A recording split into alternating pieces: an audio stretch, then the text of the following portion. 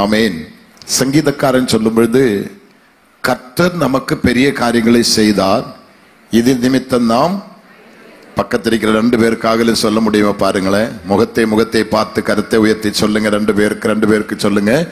கர்த்தர் நமக்கு பெரிய காரியத்தை செய்தார், இது நிமித்தம் நாம், சத்தமா சொல்லுங்களேன், கர்த்தர் நமக்கு பெரிய காரியங்களை செய்தார், இது நிமித்தம் நாம் மகிழ்ந்திருக்கிறோம். ஆமேன். எனக்கு இந்த இடத்திலே வந்து இந்த ஆலயத்தை பார்க்கும் பொழுது நான் இங்கே இல்லை, எங்கெங்கேயோ போயிட்டே இருக்கிறேன். ஆமேன்.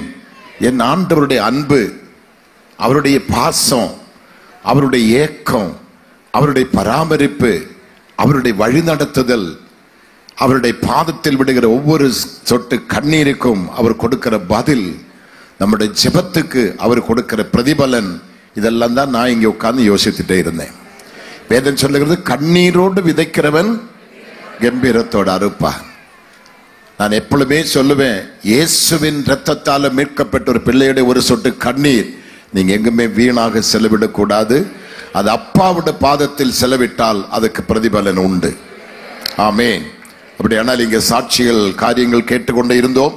இதனுடைய ஸ்தாபரிகள் ஆரம்ப நாட்களிலே ஆரம்பித்தவர்களுக்கு இன்னைக்கு நம்ம கூட இல்லாவிட்டாலும், நான் லூக்கா எழுதிய புஸ்தகத்தில் எழுதியிருக்கிறபடி பார்க்கிற அந்த ஐஸ்வர்யவான் லாசருவின் சரித்திரத்தை படிக்கும் பொழுது, லாசரு மேலே இருந்து பார்க்கிறான், ஐஸ்வர்யவான் கீழே இருந்து பார்க்கிறது நம்ம பார்க்கிறோமே. அப்படியானால் இங்கே கண்ணீர் சிந்தி ஜெபித்து போன சகல பரிசுத்தவான்களும் கீழே குனிந்து பார்த்து கொண்டு இப்ப இருக்கிறார் என்று நான் விசுவாசிக்கிறேன். அதில் எல்லாவற்றும் மத்தியிலே 2 கண்கள். ஆகார் சொன்னது போல, நீர் என்னை காண்கின்ற தேவன், நானுமே நோக்கும் அடிமை என்று சொன்னபடி 2000 ஆண்டுகளுக்கு முன்னே கொல்கோதாவில் நமக்காக கடைசி சொட்டு ரத்தமும் சிந்தின நேச மணவாளன் இயேசு கிறிஸ்து இதை கண்டிப்பா மகிழ்ந்து கொண்டிருக்கிறார். இந்த கல்லின் மேல் என் சபையை கட்டுவேன், பாதாளத்தின் வாசல் அதை மேற்கொள்ளவில்லை. நம்ம கட்டவில்லை, கர்த்தர் கட்டினார். கர்த்தர் வீட்டை கெட்டாராகில் கெட்டுடைய பிரயாசங்கள் விருதா என்று பார்க்கிறோம். கர்த்தர் இதை கெட்டினார், கர்த்தர் இதுக்காக உதவி செய்தார். இதற்காக ஜெபிக்கிற மக்களை கர்த்தர் தகுதிப்படுத்தினார், உதவி செய்கிற மக்களை கர்த்தர் தகுதிப்படுத்தினார், வேலை செய்கிற மக்களை கர்த்தர் தகுதிப்படுத்தினார். எல்லாம் கர்த்தருடைய பிளானின்படி நடந்து முடிந்தது. இந்த காரியம் கர்த்தரால் ஆயிற்று. வலதுகத்தை வைத்து சொல்லலாமா, இந்த காரியம் கர்த்தரால் ஆயிற்று. அப்படி நாம் நம்புகிறது உண்டானால் தேவன் பெரிய காரியத்தை செய்வார். நான் கேரளாவிலே பிறந்து வளர்ந்திருக்கிறேன். என் பக்கத்து வீட்டுக்காரன் தான் மற்ற அடுத்த பிரசங்கியார் இங்கே உட்கார்ந்துட்டு இருக்கிறேன். ஒரே ஊர் தான். எனக்கு பார்க்க அது ஸ்தாபனம் ஒன்று தான். அவரு ஏஜி தான், நானும் ஏஜி தான். கர்த்தருக்கு ஸ்தோத்திரம். ஏஜில் கொஞ்சம் வித்தியாசம் இருக்குது, ஆனால் போர்டு ஏஜி. கர்த்தருக்கு ஸ்தோத்திரம். ஆமேன். அவர் இருக்கிற ஊரும் நான் இருக்கிற ஊரும் பாஸ்டரோட சின்ன மரும, அவன் என் ஊர் தான். கூட்டிட்டு போயிடலாமான்னு யோசிக்கிறேன். வந்தோன்னு சொல்லு, நானும் ராம்னிக்காரன் தான் பாஸ்டர் சொல்லி ஓடி வந்தாங்க. நல்ல காலம். கர்த்தருக்கு ஸ்தோத்திரம். கர்த்தர் நல்லவர். ஆமேன். கர்த்தர் நல்லவர். ஆமேன். நான் இப்போ காஞ்சிபுரத்தில் கிட்டத்தட்ட 40 ஆண்டுகளாக அசம்பிளிஸோடு ஸ்தாபனத்தோடு இணைந்து நின்று கர்த்தரோட மகிமையான ஊழியத்தை செய்து வருகிறேன். காஞ்சிபுரம் டிஸ்ட்ரிக்ட், திருவண்ணாமலை டிஸ்ட்ரிக்ட், வேலூர் டிஸ்ட்ரிக்ட்ல அநேக சபைகளை ஸ்தாபிக்க கர்த்தர் கிருபை செய்தார். இப்ப காஞ்சிபுரம் சிட்டியை மையமாக கொண்டு 5000 பேர்கள் ஆராதிக்கக்கூடிய ஒரு இடத்துக்காக ஜெபித்தோம். கர்த்தர் அநேகருடைய ஜெபத்தை கேட்டு கடந்த 25ஆம் தேதி அதுக்குரிய இடத்தை ரெஜிஸ்ட்ரேஷன் செய்ய கர்த்தர் கிருபை செய்தார். வருகிற 1ஆம் தேதி புதன்கிழமை அந்த பூமி பிரதிஷ்டை ஆரம்பமாகுது. அதோடு தொடர்ந்து பணி ஆரம்பிக்க போகுது. கொட்டேஷன் பார்த்தா நீங்க கேட்டா நீங்க மயங்கி விழுவீங்க. அந்த கொட்டேஷன் சொல்ல போறது இல்லை. கர்த்தர் காத்து கொள்ளுவார். கர்த்தர் தேவைகளை சந்திப்பார். பல கோடிக்கு ஒரு மாபெரும் ஆலயம், கிட்டத்தட்ட 5000 பேர் ஒரே நேரத்தில் ஆராதிக்கிற மாதிரி காஞ்சிபுரம் சொன்ன டெம்பிள் சிட்டி, விக்கிரகத்தோப்பு, பிசாசின் கோட்டை, அதுக்குள்ளே கர்த்தர் ராஜ்யம் எழும்ப போகுது. எத்தனை பேர் சந்தோஷமா இருக்கிறீங்க? எத்தனை பேர் சந்தோஷமா இருக்கிறீங்க? நான் ஒரே ஒரு காரியத்தை சொல்லி வேகமாக 2 வார்த்தை வேதத்தை சொல்லி முடிக்க ஆசைப்படுகிறேன்.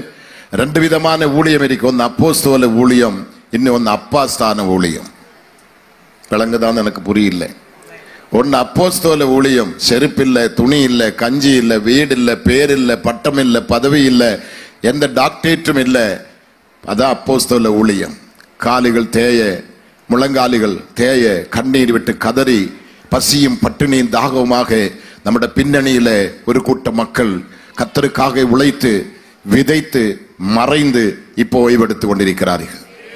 அவர்கள் விட்டு போனதை எடுத்து செய்யற நம்ம எல்லாம் அப்பா ஸ்தான ஊழியத்தில் இருக்கிறோம்.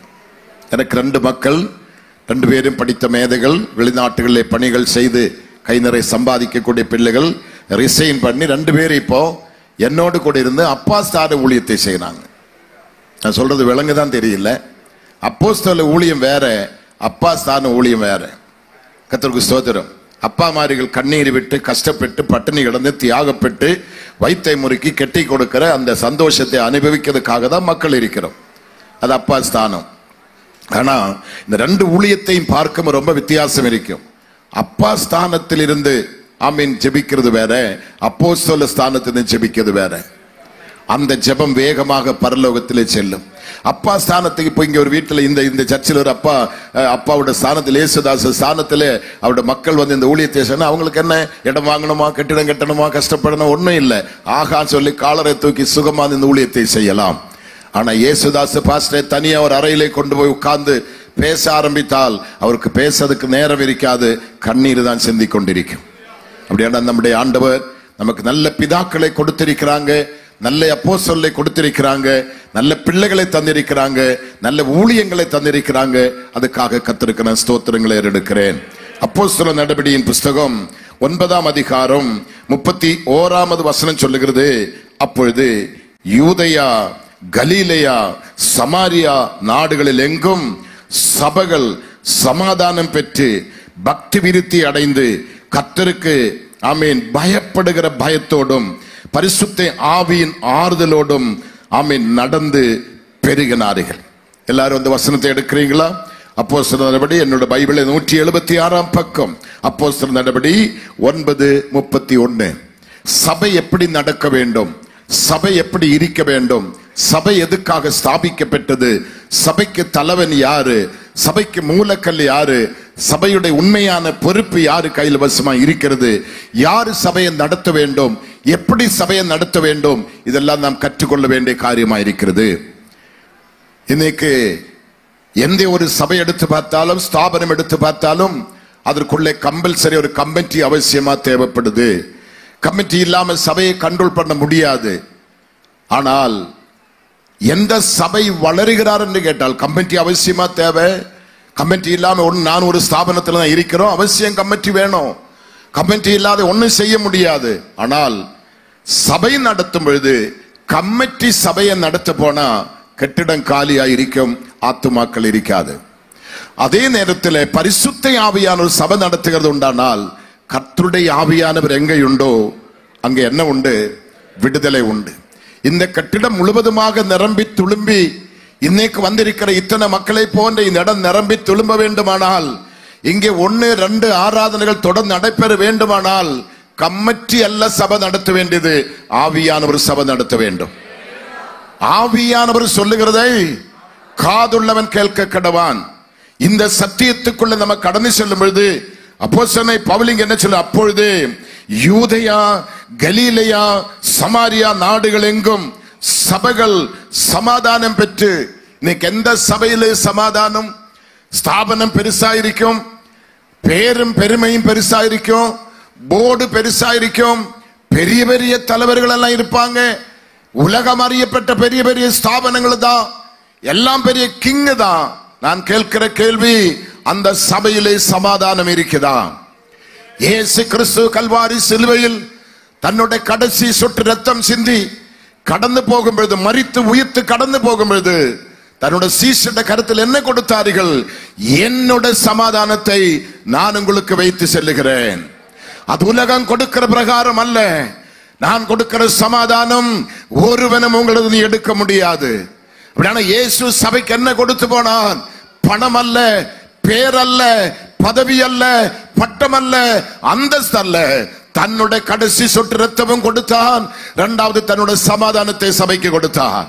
அந்த சமாதானம் இந்த சபையில் பெருக வேண்டுமானால், அந்த சமாதானம் இந்த சபையிலே துளும்ப வேண்டுமானால், இந்த சபைக்குள்ள ஒரு தற்கொலை பண்ண வேண்டிய கேஸோ அல்லது கொடிய வியாதியோ ஒரு பெரிய பிரச்சனையோடு வாழ்க்கை நொந்து வெந்து போய் காயப்பட்டு ஒருவர் வருகிறது உண்டானால், இந்த வாசலுக்குள்ளே கால் வைக்கும் பொழுது ஒரு சமாதானம் அவர்கள் நிரப்ப வேண்டும். ஆமீன் சொல்ல முடிந்தா சொல்லலாம். கர்த்தருக்கு ஒரு சமாதானம் அவர்களை நிரப்ப வேண்டும். அவர்கள் சொல்லணும், நான் வந்தது இப்படி, ஆனா இப்ப நான் போகும்போது இப்படி. வந்த வேதனையோடு சபை விட்டு கிளம்ப கூடாது, வந்த கண்ணீரோடு சபை விட்டு கிளம்ப கூடாது. இதுக்குள்ள நுழைகிற அத்தனை மக்களும் தேவனால் தொடப்பட வேண்டும், தேவனுடைய கிருபையால் நிரப்பப்பட வேண்டும், அவருடைய சமாதானத்தால் நிரம்ப வேண்டும், அவருடைய சந்தோஷத்தால் நிரம்ப வேண்டும், அவருடைய விடுதலாக நிரம்ப வேண்டும். நான் அடிக்கடி ஊழியர்கள் கான்பரன்ஸிலே பேசும் நான் சொல்லுகிற ஒரு வழக்கம் உண்டு. நம்முடைய சபை என்பது ஒரு ஃபேக்டரி. யாரு வராமின்னு சொல்ல மாட்டீங்க. விஷயம் புரிஞ்சா மட்டும் മനസ്സിലായവർ மாத்திரம் പറഞ്ഞാ மதி. சபை என்பது ஒரு ஃபேக்டரி. காஞ்சிபுரம் டிஸ்ட்ரிக்ட்ல இன்னைக்கு தமிழ்நாட்டினுடைய மேக்சிமம் எல்லா ஃபேக்டரிகளும் எங்க டிஸ்ட்ரிக்ட் தான் இருக்குது. உங்க வீட்டில நீங்க உபயோகப்படுத்துகிற அநேக பொருட்கள் அங்கே தயார் பண்ணிதான் உங்களுக்கு வந்து கொண்டு இருக்குது. ஆமீன் சொல்லுவோமா? அங்கே தயார் பண்ணுகிற பொருட்கள் வெளிநாடுகளுக்கு ஆமீன் ஏற்றுமதி செய்கிறது, உள்நாடுகளுக்கு ஏற்றுமதி செய்கிறது. இந்தியாவுக்கு ஒரு பெருந்தொகை பணத்தை ஆமீன் சம்பாதித்து கொடுக்கிற ஃபேக்டரிகள் எல்லாம் காஞ்சிபுரத்தில் உண்டு. விலையுறந்த வஸ்திரங்கள் பாருங்க, கிட்டத்தட்ட ஒரு சேலை 1 லட்சம் ரூபாய் பட்டு சேலை, அதுவும் காஞ்சிபுரத்தில் தான் தயார் பண்ணது, காஞ்சி பட்டு. நான் சொல்லுகிறது கவனிக்கணும். இவைகள் எல்லாம் தயார் பண்ணுகிற கம்பெனி அது அங்க சேமித்து சேர்த்து வைத்திருந்தால் கம்பெனி பொழிஞ்சு போயிடும். அவன் தயார் பண்ணுகிற பொருட்கள் எந்தெந்த நாடுகளுக்கு ஏற்றுமதி செய்யணுமோ அது ஏற்றுமதி செய்தாதான் அவனுடைய கம்பெனி ஓங்கி வளரும். அப்படி எங்கில் சபை என்ன ஃபேக்டரி பாஸ்டர்? சபை ஆத்துமாக்களை ஆதாயம் செய்கிற ஃபேக்டரியா இருக்க வேண்டும். சபையிலிருந்தும் ஆத்துமாக்களை ஆதாயப்படுத்தி பரலோகத்துக்கு நம்ம ஏற்றுமதி செய்ய வேண்டும். விஷயம் புரிந்தவங்க மாத்திரம் ஆமீன் சொன்னா போதும், புரியாதவங்க சொல்லக்கூடாது. என்னோட சபை என் ஆண்டவர் ஆகிய தேவனுடைய ராஜ்யத்தை நிரப்புகிற 1000 ஆத்துமாக்களை ஏற்றுமதி செய்கிற ஒரு தூய்மையான பரிசுத்த சபையாய் என் சபை மாறப்பட வேண்டும். அந்த வாஞ்சி உள்ளவங்க மாத்திரம் வலது கரத்தை உயர்த்தி என் தெய்வத்துக்கு நன்றி சொல்லுங்க. ஏதோ ஒரு பேருக்காகவோ ஒரு பிரஸ்தாபத்துக்காகவோ ஒரு சங்கடனைக்காகவோ அதில் ஒரு உன்னதமான ஸ்தானத்தில் வந்து நின்று பேரும் பெருமையும் பெறதுக்கல்ல சபை. சபை என்பது தேவனுடைய ராஜ்யத்துக்காக ஆத்துமாக்களை பக்குவப்படுத்தி ஆத்துமாக்களை தகுதிப்படுத்தி அனுதினமும் ஜீவ புத்தகத்தில் பேர்கள் பதிந்து கொண்டிருக்க வேண்டும். நான் கடந்த சனி ஞாயிறு அடையார் சிட்டி, சென்னை சிட்டியில் அடையாறுல நான் முதல் கிட்டத்தட்ட 41 வருஷங்களுக்கு முன்ன நான் ஸ்தாபித்த சபையில சனி ஞாயிறு நான் பேச கடந்துச்சேன். சிட்டியோட சங்கு பகுதி, சென்னை பட்டணத்தோட மத்திய பகுதி நான் சொல்லுகிற பிளேஸ். என்னோடு கூட வந்த தம்பி இங்க வந்திருக்கிறாங்க. அவன் தான் எனக்கு கார் ஓட்டி வந்தேன். சனிக்கிழமை நான் பேசினேன், ஞாயிற்றுமை நான் பேசினேன். ஞாயிற்றுமை ஆற்றக்கால் கொடுக்கும்போது 48 பேர்கள் முன்னாடி நிற்கிறாங்க ஞானசான் எடுக்கிறதுக்காக.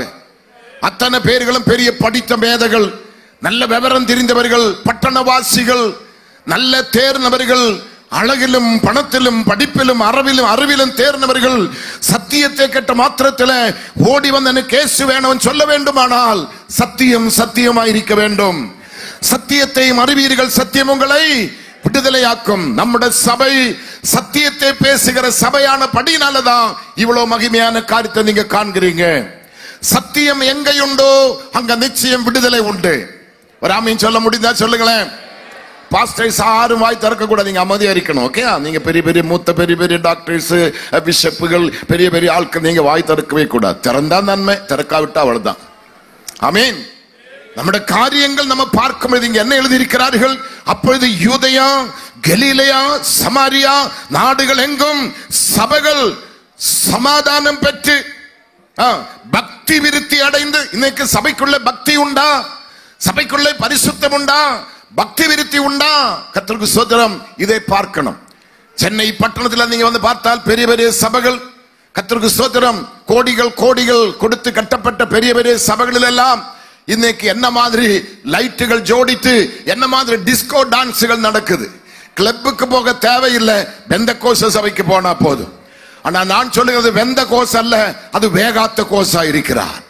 நம்முடைய சபையில டிஸ்கோ அல்ல, பரிசுத்த ஆவியோட மகிமையுள்ள பிரசன்னம், பரிசுத்த ஆவியோட சத்தம், பரிசுத்த ஆவியோட சித்தம், பரிசுத்த ஆவியோட மகிமை, அதுதான் நம்முடைய சபையிலே வெளிப்பட வேண்டும்.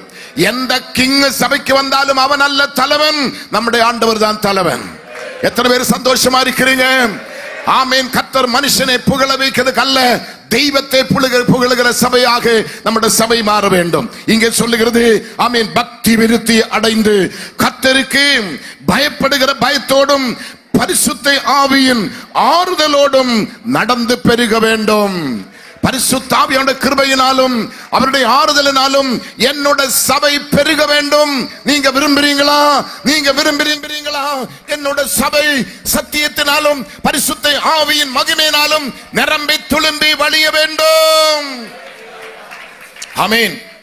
நான் காஞ்சிபுரத்தில் செல்லும் பொழுது அங்க ஒரு சபை இல்லை, அங்க ஒரு விசுவாசி இல்ல, ஒரு வீடு கிடையாது, எனக்கு ஏறி இறங்க ஒரு வீடு கிடையாது.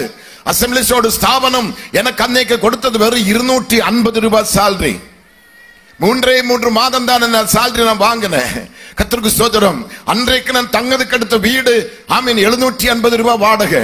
எனக்கு வருகிற சம்பளம் 280 ரூபாய். 2 பிள்ளைகளை படிக்க வைக்கணும், வளர்க்க வைக்கணும், சாப்பிடணும், ஊழியம் செய்யணும். சபை இல்ல, ஒரு பிலீவர் இல்ல, ஒரு 10 பைசா வருமானம் கிடையாது. அந்த 280 ரூபாய் 3 மாதம் தான் வாங்கினேன். 41 வருஷம் முடியுது. அசம்பிளிஸோட ஸ்தாபனத்தில் வந்து வெறும் 750 ரூபாய் தான் நான் வாங்கி இருக்கிறேன். இங்க லைவில் போகுது, அதனாலதான் சொல்றேன். ஆமீன். இது அறிஞ்சிருக்க வேண்டும். ஒரு ஸ்தாபனம் அல்ல நம்மளை அழைத்திருக்கிறது, ஒரு சங்கடனை அல்ல நம்மை அழைத்திருக்கிறது. எந்த தலைவர்களும் நம்மை அழைக்கவே இல்லை. பாஸ்டர் இயேசுதாஸை அழைத்தது எந்த தலைவரும் அல்ல, எந்த சங்கடனையும் அல்ல. பாஸ்டர் வர்கீஸை அழைத்தது நோ அசம்பிளிஸோடு ஸ்தாபனம், எந்த லீடர்ஸ் என்னை அழைக்கவில்லை. என்னை அழைத்தவர் உண்மையுள்ளவராயிருக்கிறார், அவரின் கையை பிடித்திருக்கிறார். அன்று முதல் இன்று வரையிலும் கர்த்தர் நடத்தி கொண்டே வருகிறார். ஆமென். இப்ப 10 ஏக்கருக்குள்ள 110 அடி நீளம் 50 அடி அகலத்தில் ஒரு கட்டுமான பணிக்கு பேஸ் முடிந்து நிக்குது. அடுத்தது இப்ப வர 1ஆம் தேதி 5000 பேர் ஆராதிக்கிற சபைக்கு பிரதிஷ்டை ஆரம்பிக்கிற பணி ஆரம்பிக்க போகுது. இப்படி பல இடங்களில் சபை இன்னைக்கு காஞ்சிபுரத்தை மையமாக கொண்டு எழுப்ப கர்த்தர் கிருபை செய்திருக்கிறார். 16 அதிகம் சபை இன்னைக்கு இருக்குது. இன்னும் கர்த்தர் அநேக அந்த 16 பக்கத்தில் சைபரை போட்டு தான் நான் மறிக்கணும். புத்தி உள்ளவங்களுக்கு தான் புரியும். 16 பக்கத்தில் சைபர் போட்டால் 160, அதை கட்டி முடித்து தான் நான் மறிக்கணும். இதனுடைய ஆசை, இதனுடைய ஏக்கம். நீதிமான் விரும்புறதை கர்த்தர் அவனுக்கு கொடுப்பாராக. நீங்களும் நானும் நீதிமான்களா இருந்தால் நீதிமொழியின் புத்தகம் சொல், நீதிமானுக்கு ஒரு கேடும் வராது. நீதிமானுடைய சந்ததி அப்பத்துக்கு இறக்க மாட்டேன். நீதிமானுடைய சந்ததி அப்பத்துக்கு இறக்க மாட்டேன். நீதிமான்களாய் வாழ்ந்தால் எவங்கிட்ட போய் கைதட்டி டொனேஷன் கேட்க தேவையில்லை. கொஞ்சம் முன்னே கேட்டோமே, அவங்களா வந்து கொடுக்கிறாங்க. கேட்கும் நமக்கு வயிற்றெரிச்சலா வருது. ஆமீன். எரிய வேண்டாம். நம்முடைய மூளையினால சாதிக்க முடியாததை நம்முடைய முழங்காலினால் சாதிக்கலாம். எத்தனை மில்லியன் நமக்கு வேணுமோ அது அமெரிக்கா நாட்டில் இல்ல, ரத்தத்தால் மீட்கப்பட்ட ஒவ்வொரு பக்தன்மாரோட முழங்காலிலும் கோடிகள் இருக்குது, மில்லியன் இருக்குது, பணம் இருக்குது, பொருள் இருக்குது. முழங்கால் படிட்டு செபிக்கிற பக்தர்களே, ஊழியர்களே, நீங்கள் ஒரு காலத்தும் வெட்கப்பட்டு போக என் தேவன் சம்மதிக்க மாட்டார். அப்படியே என்னோட சபை பக்தியிலும் வைராக்கியத்திலும் பரிசுத்தத்திலும் தேட வேண்டும், நிறைய வேண்டும். 2 தீமோத்தேயுவுக்குள்ளே கொஞ்சம் போகலாம் என்று ஆசைப்படுகிறேன். 2 தீமோத்தேயுவின் புஸ்தகம் வேகமாக எடுத்து 3ஆம் அதிகாரத்தினுடைய கர்த்தருக்கு ஸ்தோத்திரம் 1 5 வசனத்தை படித்து பார்ப்போம். மேலும் கடைசி நாட்களில் கொடிய காலங்கள், இங்க யாராவது படிச்சு கொடுத்தா நல்லா இருக்கும். மேலும் கடைசி நாட்களில் கொடிய காலங்கள் வரும் என்று அறிவாயாக. எப்படியெனில் மனுஷர்கள் தற்பிரியராயும் பணப்பிரியராயும் வீம்புக்காரராயும் அகந்தை உள்ளவர்களாயும் தூஷிக்கிறவர்களாயும் தாய் தகப்பன்மார்க்கு கீழ்ப்படியாதவர்களாயும் நன்றி அறிய இல்லாதவர்களாயும் பரிசுத்தம் இல்லாதவர்களாகவும் ஆமீன் சுபாவ அன்பு இல்லாதவர்களாயும் இணங்காதவர்களாயும் அவதூறு செய்கிறவர்களாயும் இச்சை அடக்கம் இல்லாதவர்களாயும் கொடுமை உள்ளவர்களாயும் நல்லோரே பகைக்கிறவராயும் துரோகிகளாயும் துணிகரம் உள்ளவர்களாயும் இருமாப்புள்ளவர்களாயும் தேவ பக்தி இல்லாமல் சுகபோகிகளாயும் தேவ பக்தியின் எல்லாரும் 5ஆம் வசனத்தை கவனிக்கணும். தேவ பக்தியின் வேஷத்தை தரித்து அதன் பலனை மறுதலிக்கிறவர்களாயும் இருப்பார்கள். இப்படிப்பட்டவர்களை நீ விட்டு விலக வேண்டும். கரம் இருந்தால் உயர்த்தி அசைத்து இதை பேசுறதுக்கு நீங்க வந்து 1/2 மணி நேரம் கொடுத்தா என்ன செய்யுது? இன்னைக்கு மத்தியானம் உங்களுக்கு சாப்பாட்டு போட்டு நான் பக்கத்துல இருப்பேன். 1/2 hourக்குள்ள சாப்பிட்டு முடிக்கல, கதை வேற ஆயிடும். அநேகமா எலும்பிரிக்கு நினைக்கிறேன். ஆமே, 1/2 hourக்குள்ள இந்த மெசேஜை நான் தொடங்க முடியலையே. ஆனா இன்னைக்கு மாலையில பேசுவேன் வாங்க, நாளைக்கு காலையில இங்க பேசுவாங்க, நாளைக்கு மாலையில இங்க பேசுவாங்க. ஆமீன் சொல்லுவோமா? சத்தியம் அறியணுமா? சத்தியத்தை கேட்கணுமா? கர்த்தரோடு நீங்க நெருங்கணுமா? நன்மை அனுபவிக்கணுமா? விடுதலை அனுபவிக்கணுமா? வாருங்க. அப்படியானால் இங்க ஒரு பெரிய மல்லிகை லிஸ்ட் நமக்கு எழுதி கொடுத்திருக்கிற மாதிரி ஒரு கொட்டேஷன் கொடுத்து வைத்திருக்கிறாங்க. இவைகளை எல்லாவற்றை விட்டு நீ வெளியே வா. ஆமீன். பார்க்க என்ன அழகா இருக்கிறோம். ஆமீன் சொல்லுங்களேன், சத்தமா சொல்லுங்களேன்.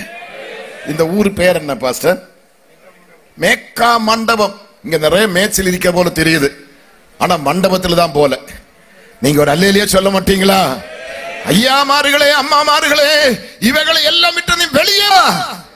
அதற்கும் எனக்கும் சம்பந்தம் இல்லை.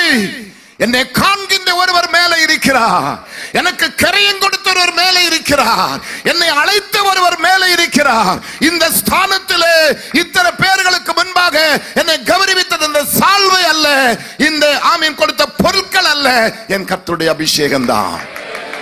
ஆமீன். இந்த சால்வை போய்விடும், இந்த கேடகமும் போய்விடும், இந்த அபிஷேகம் உன்னை விட்டு போகாது. ஒருவேளை கிட்னி ஃபெயிலர் ஆகும், வால்வுகள் ஃபெயிலர் ஆகும், கைகாலிகள் ஃபெயிலர் ஆகும், எல்லாம் ஃபெயிலர் ஆனால் என் தலைமேல் விழுந்த அபிஷேகம், என் தலைமேல் விழுந்த சால்வை, என் தலைமேல் விழுந்த மகிமை, அது என்னை விட்டு மறையவே மறையாது. ஆமென். தலை இருந்தா தலைக்கு மேலே கைகளை தட்டி அப்பாவை ஆர்ப்பரியுங்க. கர்த்தருடைய பிரசன்னம், கர்த்தருடைய மகிமை, கர்த்தருடைய வல்லமை. ஆமென், ஆமென். அதை விவரிக்க எனக்கு நேரம் இல்லாததுனால வசனத்தை மட்டும் காண்பித்து 1 பேதுருவில் போகலாம். 1 பேதுரு 14ஆம் அதிகாரம் 1ஆம் அதிகாரம் 14 இருந்து 16 முடிய நம்ம பார்ப்போம். 1 பேதுரு 1ஆம் அதிகாரம் 14 இருந்து 16 முடிய. நீங்கள் முன்னே உங்கள் அறியாய்மையினாலே கொண்டிருந்த இச்சைகளின்படி இனி நடவாமல், அறியாய்மையினாலே கொண்டிருந்த இச்சையின்படி இனி நடவாமல், எப்படி கீழ்ப்படுகிற பிள்ளைகளாய் இருந்து உங்களை அழைத்தவர். ஆமென். எவ்வளவு தெளிவாக சொல்ற பாருங்க. நீங்க முன்னே உங்கள் அறியாய்மையினாலே கொண்டிருந்த இச்சைகளின்படி நடவாமல் கீழ்ப்படுகிற பிள்ளைகளாய் இருந்து உங்களை அழைத்தவர் பரிசுத்தராய் இருக்கிறது போல நீங்களும் உங்கள் நடக்கைகளில் எல்லாவற்றிலேயும் பரிசுத்தராய் இருங்கள். நம்முடைய எல்லா நடக்கையிலும் ஒரு பரிசுத்தம் தேவை. அடுத்தது, நான் பரிசுத்தர் ஆகையால் நீங்களும் பரிசுத்தராயிருங்கள் என்று எழுதியிருக்கிறார். அன்றியும்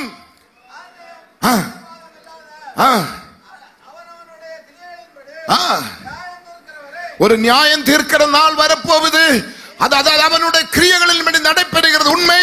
ஆனால் 16ஆம் வசனம் சொல்லுகிறது, நான் பரிசுத்தர் ஆகையால் நீங்களும் பரிசுத்தராயிருங்கள் என்று எழுதியிருக்கிறார். சந்தோஷமா இருக்கிறீங்களா? மகிழ்ச்சியா இருக்கிறீங்களா? ஆனந்தமா இருக்கிறீங்களா? பேரின்பமா இருக்கிறீங்களா? கர்த்தர் செய்வாரா? கர்த்தர் செய்வாரா? கர்த்தர் செய்தாரா? ஆமென், ஆமென். எத்தனை பேர் சந்தோஷமா இருக்கிறீங்க? எத்தனை பேர் சந்தோஷமா இருக்கிறீங்க? எத்தனை பேர் பிள்ளை இப்ப சாட்சி கொடுக்க சொன்ன பார்த்தீங்களா? அப்பா வீட்டுக்கு வருவாங்க, அப்படி ஒரு இடத்துல உட்காருவாங்க, யோசிப்பாங்க, அழுகுவாங்க, புலம்புவாங்க, கண்ணீர் விடுவாங்க. கர்த்தருக்கு ஸ்தோத்திரம். ஒரு பிள்ளையை பெத்தெடுக்கிறதுக்கு ஒரு தாய் துடி துடியா துடித்து வேதனைப்படுகிறது உண்டானால், இவ்வளவு பேர் சபையை பெத்தெடுக்க வேண்டுமானால் இந்த மனுஷனோட கர்ப்பம் எவ்வளவு துடித்திருப்பார் என்பது மலடிகளுக்கு தெரியாது, குழந்தை பெத்தவளுக்கு தான் தெரியும். பிரசவ வேதனை குழந்தை பெற்றவளுக்கு தான் தெரியுமே தவிர மலடிகளுக்கு தெரியாது. யாரோ ஒருவர் கட்டி கொடுத்த சபையில் ஆராதிக்கிறதும், தானே முழங்கால் படியிட்டு கண்களை ஆமீன் ஆமீன் திறந்து கர்த்தரை நோக்கி முழங்கால் தேய வைத்து ஜெபித்து ஆசீர்வாதங்களை பெற்றதும் அது வேறு. ஆமீன். புருஷவாக்கம் ஏசிய சபையில பாஸ்டர் சுந்தரம் அவர்கள் உயிரோடு இருக்கும் காலகட்டத்தில் நாங்கள் இருந்தேன். சில வருஷங்களாய் அவரோடு கூட உள்ள அனுபவம் எனக்கு உண்டு. அவருடைய சபையில இன்னும் ஒரு மதிப்புக்குரிய ஒரு ஊழியக்காரி இப்ப சமீபத்தில் இறந்திருக்கிறாங்க, தாமஸ் ராஜ். அந்த தாமஸ் ராஜ் 2ஆம் கிளாஸோ 3ஆம் கிளாஸோ படித்து அரிசி மூட்டை கடையில் அரிசி மூட்டை சுமக்கிறவனாய் இருந்து ஏபிசிடி தெரியாதவனாய் காலகட்டத்தில் ரட்சிக்கப்பட்டு புருஷவாக்க ஏசிய சபைக்கு வந்தா. ஒரு சில நாட்களுக்குள்ள சுந்தரம் கண்ணில் அவர் அகப்பட்டது. அவரை தனிமையா கூப்பிட்டு, நீ யாரு, எந்த ஊரு, என்ன படிப்பு, என்ன வேலை? நான் படித்த 2ஆம் கிளாஸ் தான். என்ன வேலை? மண்டியில அரிசி மூட்டை சுமக்கிற. உனக்கு வேற ஏதாவது தெரியுமா? எனக்கு ஒண்ணுமே தெரியாது. அப்ப கேட்ட, நீதான் எனக்கு வேணும். நீ மல்லிகை கடையில் வேலை செய்யற, மண்டி மூட்டை துமக்கிற. மல்லிகை கடையில் வேலை செய்யறோம் 12 மணிக்கு தான் படுக்க முடியும். மல்லிகை கடையில் வேலை செய்யறோம் 4 மணிக்கு எழும்பணும். அப்படிப்பட்ட ஊழியக்காரதாடா எனக்கு வேணும். 6 மணிக்கு படுத்து மறுநாள் காலை 11 மணிக்கு எழும்புற சோம்பேறி அல்ல எனக்கு தேவை. 12 படுத்து காலை 4 மணிக்கு எழும்புறா பாரு, அப்ப எனக்கு தேவை என்று சொல்லி தாமஸ் ராஜை கையை பிடித்தா. அவரை பார்த்து சொல்லி, நீ மண்டிக்கு போகாது, இந்த மண்டியில் என்னோடு கூட இரு. இன்னைக்கு உங்களுக்கு விஷயம் தெரியுமா? எந்த கடையிலே மண்டி வைத்து வேலை செய்து அரிசி மூட்டை சுமந்தேனோ அதே தெருவில் இன்னைக்கு கர்த்தருக்கு ஸ்தோத்திரம் 140 கோடியோட சபை கட்டுமான பணிகள் முடிய போகுது. 140 கோடி ரூபாயோட சபையோட கட்டுமான பணி 2ஆம் கிளாஸ் படித்த அந்த மனுஷனுக்கு கர்த்தர் கொடுத்தது உண்மையானால், ஒருவன் எனக்காக ஊழியம் செய்தால் என் பிதாவாகிய தேவன் அவனை கனம் பண்ணுவாராக. அப்ப சுந்தரம் என்ன கொடுத்தாங்க அவருக்கு கேட்டா, அவருக்கு ஒரு படிப்பறிவு இல்லாத, அவருக்கும் படிப்பறிவு இல்லை பாத்தீங்களா? இந்த ஈகோ வராம இருக்கிறதுக்காக அவரும் கை நாட்டு, இன்னும் ஒரு கை நாட்டை பிடித்து 50 ரூபாய் செலவில் ஒரு கல்யாணம் நடத்திட்டோம். என்ன கல்யாணம் இல்ல, 50 ரூபாய் செலவு ஒரு கல்யாணம் முடிச்சிட்டு 50 ரூபாய் ஸ்ரீதனம் கொடுத்துட்டோம். கொடுத்துட்டு, நீ போடா, ஆமீன் ஆவடிக்கு போடா, ஒரு வீடு அடரா, அங்க உட்கார்ந்து செபியடான்னு சொன்னேன். போகும்போது ஒரு சின்ன பார்சல் கையில் கொடுத்திருக்கிறாங்க. உங்களுக்கு எத்தனை பேருக்கு தெரியும் எனக்கு தெரியல. அந்த பார்சலை சந்தோஷமா வாங்கி, நீ இதை வீட்டிலே போய் தான் பிரிச்சு பார்க்கணும், வழியில எல்லாம் பிரிக்க கூடாது. இது எத்தனையோ கோடி மில்லியன் கொடுத்தாலும் வாங்க முடியாத ஒரு பொக்கிஷன் என்று சொல்லி அந்த பார்சல் பெரிய பார்சல் தான். அவர் வீட்டில் போன அந்த கூரை வீட்டில் உட்கார்ந்து புருஷன் மனைவியாய் பிரிக்க ஆரம்பித்தேன். பிரிக்க ஒவ்வொரு பேப்பரா மலை போல குமியுது. அடுத்த பேப்பர் கடைசியில வந்து பார்த்தா இந்த சொமப்பு கலர் அடிக்கிற அவல் சைஸ்ல ஒரு சின்ன ஒரு பொருள் அந்த பொட்டலத்துக்குள்ள இருந்தது. அவன் எடுத்து திருப்பி பார்க்கிற, ஒன்னும் புரியுது, அவலா இல்ல வேற ஏதாவது சொல்லி மறுபடியும் அதை பொதிஞ்சு பாசுரத்தில் போனேன். அங்க போனா அவர் அந்த வேஷ்டியை இப்படி தூக்கி தன் முழங்காலில காமிச்சு சொல்ற, என் முழங்காலின் உறிஞ்சு வந்த அந்த தழம்பினோட தோலடா இந்த தோல். இதே போல உன் முழங்காலு தேய்கிறது உண்டானால், அன்னைக்கு சுந்தரம் ஒரு ஓலை ஷெட்டிலே வாடகை ஷெட்டில் ஆராதித்தார். ஆனா இன்னைக்கு இந்த மனுஷன் 150 கோடி ரூபாயோட கட்டிடத்தில் தான் இன்னைக்கு ஆராதிக்கிற நிலைமையில் என் கர்த்தர் உயர்த்தினாரா? சொல்லுங்க. அவர் மரிக்கிற தருவாயில் வந்து அந்த ஆலயத்தை பார்த்து ஒரு பகுதிக்கு ரிபன் கட் பண்ண பிற்பாடுதான் தாமஸ் ராஜ் மரித்தாங்க. இன்னைக்கு தன் பிள்ளைகள் அந்த சபையை நடத்துறாங்க. சென்னை பட்டணத்தில் உயர்ந்த சபை. மறுபக்கத்திலே பார்க்கிறீங்க, 8 பேரை கொண்டு ஒரு பனமரத்தடியின் கீழே இருந்து வாடகைக்கு வாங்குறது கிடமில்லாம ஒரு பனமரத்தடியின் கீழே 8 தம்பிமார்களை வைத்து முழங்கால் படிட்டு ஜெபித்து, அப்புறம் 40 ரூபாய்க்கு ஒரு வீடு வாடகைக்கு எடுத்து 3ஆம் மாதம் அந்த வீடையும் காலி பண்ணி 40 ரூபாய் கொடுக்க முடியாம காலி பண்ணி ரோட்ல வந்து ஆராதித்த டி மோகன் இன்னைக்கு 56 ஏக்கரில் பெரிய ஆலயத்தை கட்டி கர்த்தருக்கு ஸ்தோத்திரம். அந்த ஆலயம் கட்டுமான அளவு மட்டும் 6 ஏக்கர். இது எத்தனை சென்ட் பாஸ்டர்? 33 சென்ட்ல இவ்வளவு பெரிய ஆலயமானால் 6 ஏக்கர்ல எவ்வளவு பெரிய சபை. யோசித்து பாருங்க. பிரதிஷ்டை முடிய போகுது. 56 ஏக்கர்ல 6 ஏக்கருக்குள்ள ஒரு சபை. ஆனா இன்னைக்கு இருந்த அதே மோகன் தான் இன்னைக்கும். அன்னைக்கும் பெருமை இல்லை, இன்னைக்கும் பெருமை இல்லை. அன்னைக்கும் ஜெபிப்பார், இன்னைக்கும் ஜெபிப்பார். அவரை வேர்ல்டுக்கு சூப்பரண்டாக மாற்றின பொழுதும் மோகன் தான். தாழ்மை உள்ளவனுக்கு கர்த்தர் கிருபை அளிக்கிறார். ஆமீன் சொல்லுவோமா? என் கருத்துக்குள்ளே அடங்கி இரு, ஏற்ற காலத்தில் நான் உன்னை என்ன பண்ணுவேன்? உயர்த்துவேன். ஆமீன். என்னுடைய அன்பு என்ன பாஸ்டர் வயசு அண்ணனா தம்பி எனக்கு தெரியல. என் தம்பி எழும்பி வாங்க. நான் கிழவன் 71 வயசு. தம்பி வாங்க தம்பி. என் தம்பி விட்ட கண்ணீர் தொப்ப பார்த்தாலே தெரியுது, 53 மாதிரி தான் தெரியுது. கர்த்தருக்கு ஸ்தோத்திரம். ஆமென். இவர் விட்ட கண்ணீர், இவருடைய முழங்கால் தேய்மானம், இவருடைய கண் விழிப்பு, இவருடைய உழைப்புகள் எல்லாம் பரலோகம் எஸ் என்று சொல்லி டிக் பண்ணி கொடுத்த அந்த சர்டிபிகேட் தான் நீங்க பார்த்து கொண்டிருக்கிறீங்க. இங்க பெயிண்டருடையோ கார்பெண்டருடையோ அல்ல கொத்தனாருடையோ ஃபால் சீலிங் ஒர்க்குடைய கழிவு அல்ல, இதெல்லாம் கண்ணீரோட மினுக்க தான் நீங்க பார்த்து கொண்டிருக்கிறீங்க. இந்த சபை சோம்பேறி சபை அல்ல. இந்த சபை பாஸ்ட் வந்தப்ப சொன்ன ஒரே ஒரு ஆளு தான் எம்ப்ளாயிஸ். நான் சொல்றேன், அந்த எம்ப்ளாயிஸ் இருக்க கூடாது. நமக்கு எல்லாம் கிம்ப்ளாயிஸ் தான் வேணும். எம்ப்ளாயிஸ் கொடுக்க மாட்டேன், கிம்ப்ளாயிஸ் தான் கொடுக்கும். கிம்ப்ளாயிஸ் சொன்ன புரியுதா? தெரியுது இல்லையா? கர்த்தருக்கு ஸ்தோத்திரம். அப்ப கிம்ப்ளாயிஸை வைத்து இவ்வளவு பெரிய சபை கட்டினா எம்ப்ளாயிஸை வைத்து எப்படி கட்டுவீங்க? சொல்லுங்க. இதை விட பெருசா சொல்லுங்க. இதை விட பெருசா 16 வயசு மாதிரி தெரியுது. யாரோ தலைவர் சொன்னாங்க, நான் வந்தவட முகத்தை பார்த்த முகம் ரொம்ப பிரகாசமா இருக்குது. அகத்தின் அழகு முகத்தில் தெரியும். இன்னைக்கு அழுகை இல்ல. ஆமென். இன்னைக்கு புலம்பல் இல்ல. எங்க அப்பா செய்த பெரிய காரியத்துக்காக அவரை புகழுகிறார், அவரை துதிக்கிறார். நான் இதுக்கு யோக்கியன் அல்ல, இதுக்கு நான் தகுதி உள்ளவன் அல்ல, இந்த பலிபீடத்தை நிக்க எனக்கு யோக்கியதை இல்ல. கர்த்தர் இந்த அளவுக்கு என்னை கொண்டு வர காரணம் நான் அவருடைய கருத்துக்குள் அடங்கி இருந்தேன். உட்காருங்க பாஸ்டர். அடையாறு சபையில ஞானசேகரன் ஒருவர், அவரோடு கூட 5 வருஷம் உதவி ஊழியக்காரனா இருந்த நான். எனக்கு வெளிவிடத்துல ஏறதுக்கு டைம் கொடுக்க மாட்டாங்க. நான் குழந்தை மாதிரி அங்க உட்காரணும், சர்ச்சு பெருக்கணும், பாய் போடணும், ட்ரம் அடிக்கணும், கீபோர்டு போடணும், பாஸ்டருக்கு தண்ணி எல்லாம் கொடுக்கணும், எல்லாம் எடிபிடி வேலை செய்யணும். ஆனா நான் அங்கதான் உட்காரணும். என்னை ஃபுல் பிட்ல ஏற்ற மாட்டாங்க. என்னோட பிரசங்கம் எல்லாருக்கும் பிடிக்கும். ஒரு நாள் சபையார் எல்லாருமா சேர்ந்து சொன்னேன், இன்னைக்கு எப்படி ஆகல சண்டே நீங்க தான் பிரசங்கம், என் டைம் முடிஞ்சிச்சு, நீங்க தான் பிரசங்கம் பண்ணணும் சொல்லி என்னை உசும்பேத்தி நான் ஒரு பெரிய பிரசங்கத்தை பண்ணி நான் வந்தேன். அன்னைக்கு ராத்திரி நான் ஜெபம் பண்ணேன், ஆண்டவரே ஞானசேகருக்கு ஒரு வயிற்று வலியோ ஒரு லூஸ் மோஷனோ ஒரு ஜுரமோ கொடுத்து இன்றைக்கு அவனை படுக்கையில வைக்கணப்பா, அவன் இன்னைக்கு வரக்கூடாது, நான் தான் பிரசங்கம் பண்ண சொல்லி மாறு விரித்து பிரசங்க குறிப்பெடுத்து மேடைக்கு போனா எனக்கு முன்னாடியே சேகர் அங்க நிற்கிறான். எனக்கா வந்த பாரு வயிற்றெரிச்சல். ஆண்டவரே என்ன நீ அழைக்கலையா, எனக்கு நீ ஊழியம் தரலையா, நான் ஊழியக்காரன் அல்லையா என்று சொல்லும் ஒரு சத்தம் பின்னாடி கேட்குது. என் கருத்துக்குள்ளே அடங்குகிறி, சேகரே காட்டில மேலான இடத்துல நான் உன்னை உயர்த்தி வைக்க போகிறேன், நான் உன்னை வாலாக்காமல் தலையாக்க போகிறேன், நீ கீழாகாமல் மேலாக போகிறேன். இன்னைக்கு நான் ஏறுகிற ஸ்டேஜில் சேகர் ஏற முடியாது. சேகர் ஏறாத்த மேடையில் எல்லாம் பல நாடுகளில், அமெரிக்கா எல்லா கண்ட்ரிகளிலும் கர்த்தரனை கொண்டு போய் இன்னைக்கு உன்னதமான ஸ்தானங்களில் என் கர்த்தரனை உயர்த்தி வைக்க காரணம் இருக்க வேண்டிய காலத்தில் அடங்கி இருந்தேன். ஆமென். உதவி ஊழியக்காரலா இருக்கிற பிள்ளைகளுக்கு நான் புத்திமதி சொல்லுகிறேன், அடங்கி இருக்க வேண்டும். தேவ சித்தம் செய்ய வேண்டுமானால் முந்தி தேவ சத்தம் கேட்க வேண்டும். தேவன் சத்தம் கேட்டவனால்தான் தேவ சித்தம் செய்ய முடியும். தேவ சத்தம் கேட்டவன் பதற மாட்டான். தேவ சத்தம் கேட்டவன் உலகமே திரண்டு வந்தாலும் என்ன வந்தாலும் பயப்பட மாட்டான். அவன் ஒரு சத்தத்தை கேட்டு வந்தவன் தான். அது யாருடைய சத்தம்? அவன் தேவ சத்தம் கேட்டு வந்தவன் தான். அவன் செய்வதெல்லாம் அவனுக்கு தேவ சித்தமாயிருக்கும். அவன் செய்வதெல்லாம் அவனுக்கு வாய்க்கும். ஆனபடி சபை கலப்படமா இருக்க கூடாது. சபை வந்து வியாபார ஸ்தலமா இருக்க கூடாது. சபை வந்து விபச்சாரப்படியா இருக்க கூடாது. சபை வந்து கள்ளர்கள் குகையா இருக்க கூடாது. சபையிலே ஜெபமும் துதியும் பாடலும் பரிசுத்தமும் பரலோகத்தினுடைய எல்லா விதமான மகிமையும் இங்கே இருக்க வேண்டும்.